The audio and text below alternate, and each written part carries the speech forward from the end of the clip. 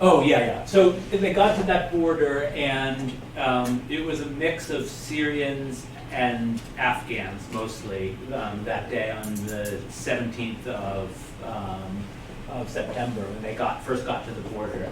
And they were met by a lot of the activists I was just talking about from Slovenia, from that squatted social center.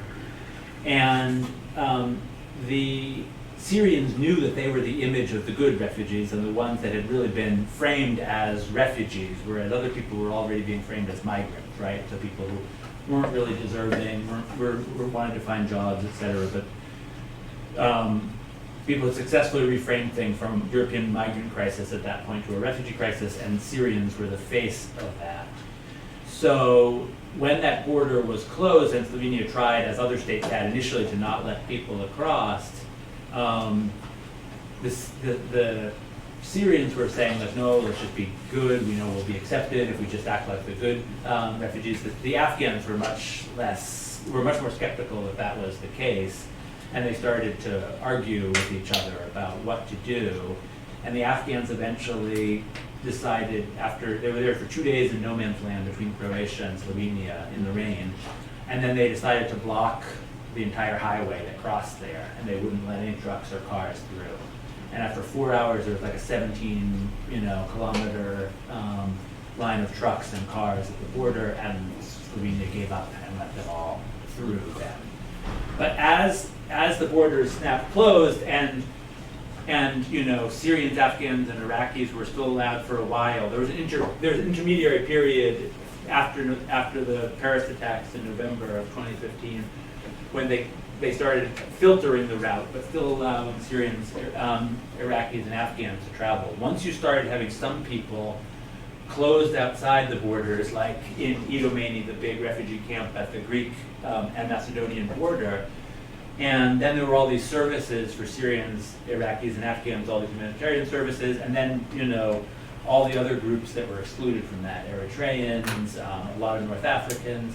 They got more and more angry, and they got into fights with each other, and then they burned the NGOs that were refusing to. They chased them out and burned their containers where they were providing services, because they wouldn't provide services for anyone that wasn't Syrian, Iraqi, or Afghan. And then there started to be fights over control of those spaces in terms of. So once people were totally locked out and immobilized and lost hope, things got very, very ugly. And so in Moria now, the big, infamous detention camp in Greece, there's ethnically organized kind of mafia that control things, and depending on so it's very every imaginable awful thing people are doing to each other now, for sure. Yeah. And on a happy note. Just make sure. Question? How about you? Question? Comment? Yeah, I'm curious about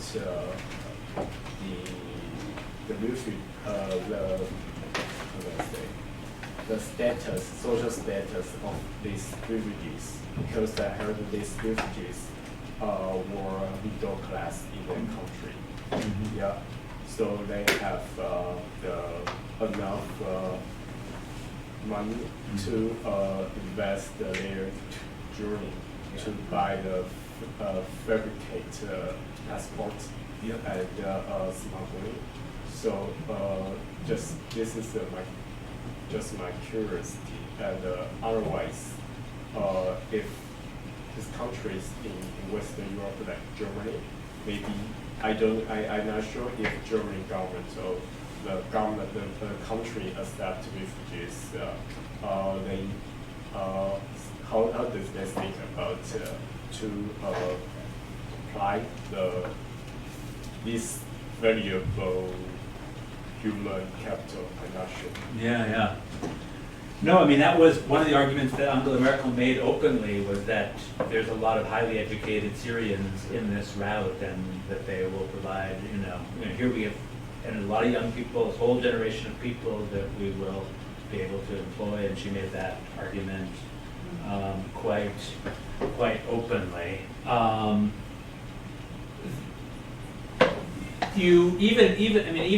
Even at the peak of the the route, the only part you had to always still pay a smuggler for was on the boats, right? So you had to pay a smuggler to organize those boats that would do that 5 nautical mile crossing from the Turkish coast, and that still cost.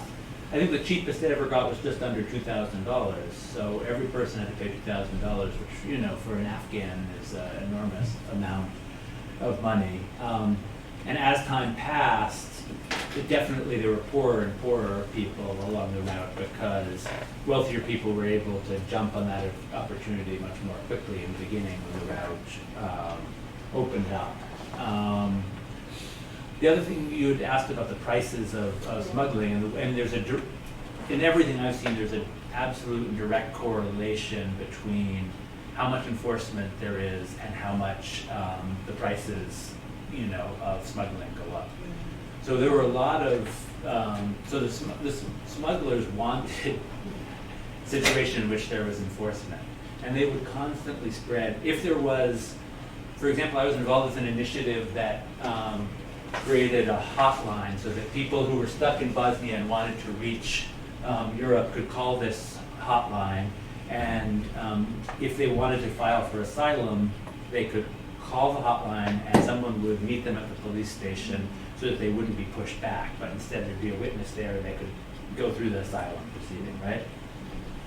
But the smugglers didn't want that to be allowed because that enabled people to do this free route of walking by yourself with a group of friends, and you only had to make it to Slovenia and then you could file for asylum, and as soon as you filed and got your papers, you then head to Germany anyway, which is mostly what people did. So they spread rumors that we were working with the police, and that if you called this number, immediately the police would come and get you, etc. So they were completely in the business of scaring people away from free modes of travel. And I don't know, I mean, we got to the point, plus all of them were leaving that Afghan model of like traveling by yourself, which was not controlled by the mafia by and large. All the serious smuggling that you had to pay for was controlled by the mafia, and everyone thought that that was completely tied to the police in each state, and that you had to pay the police. And that the brutal pushbacks against, people even came to start to think about the brutal pushbacks against people who were trying the Afghan model of just walking across the country, that was basically a punishment for theft of services, that you hadn't paid the police and that's why you were being beaten. You hadn't paid, just like theft of services, like when you sneak into the subway without paying, right? That basically you were being punished for not paying the state mafia joint fee for the smuggled crossing, because smugglers were absolutely dependent on the enforcement. Okay. Thank you. Thank you for staying with us because of I'm a your little jet tired, lag. but I was clear. Yeah, thank you so much.